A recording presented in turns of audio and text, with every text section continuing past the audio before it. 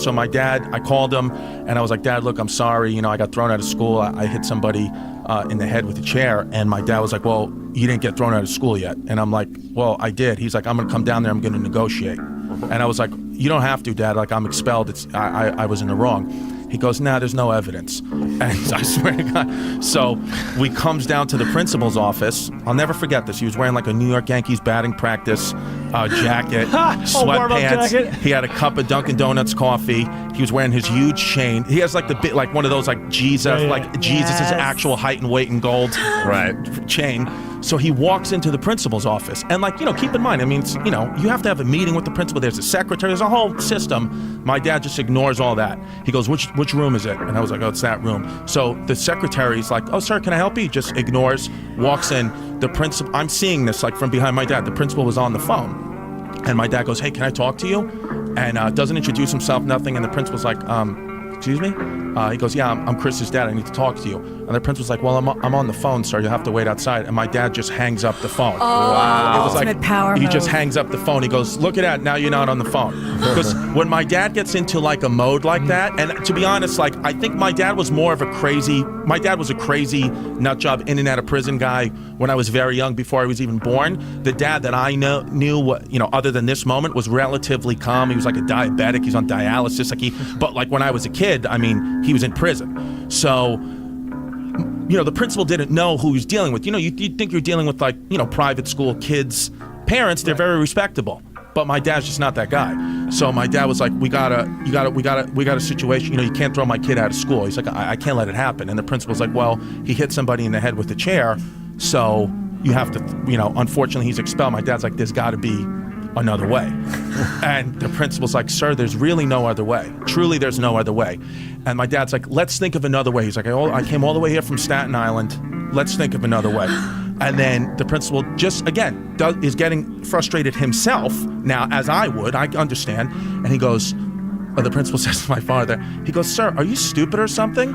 I told you he's expelled. Oh, boy. And my dad goes, he looks at me and goes, Chrissy, did he just call me stupid?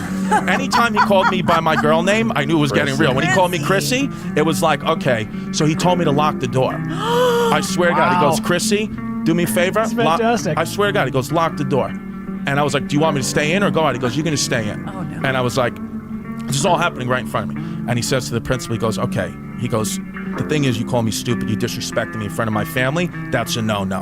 That's what he said. He goes, that's a no-no. He goes, so here's what we're gonna do.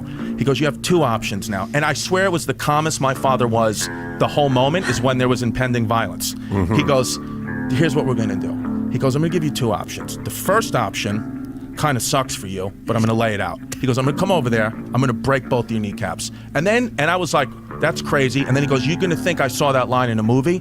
He goes, I'm the kind of guy that they write these movies about. He said, I have no, and he had a reason. He said, I'd rather go to jail for the rest of my life than you throw him out and me have to listen to his mother's mouth for the rest of my life. So he said, you've been doing me a favor. That's the thing. He said, because he said to the principal, he said, either way I'm in prison. One's emotional, one's physical. He goes, I'd rather be in physical prison with my friends than have to listen to his mother forever, that it's my fault, that another mistake I made.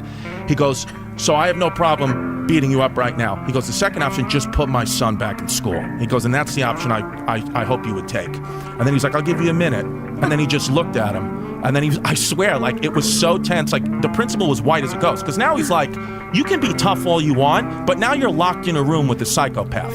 So Hold it's on. like... Wait a second. I was tuned out for a second. Are we still talking about Koppelman's dad here? Or is this another Charles. fella altogether? That's a slightly different approach to parenting? Yeah. So the principal made his choice and put me back into school. Wow. I had detention before school and after school every day from September 14th through the end of the school year in June. And I got thrown off the basketball team, and, you know, to my father, and to be honest with you, I swear by the end of that year in June, my dad and this principal were like on handshaking, like friendly terms. Sure. Like he respected my father. I want to know... If his hand's on your hand. Oh, and then the kid never pressed charges. The kid was going to press charges, him and his family were going to press charges. That all went away too, and we're fine.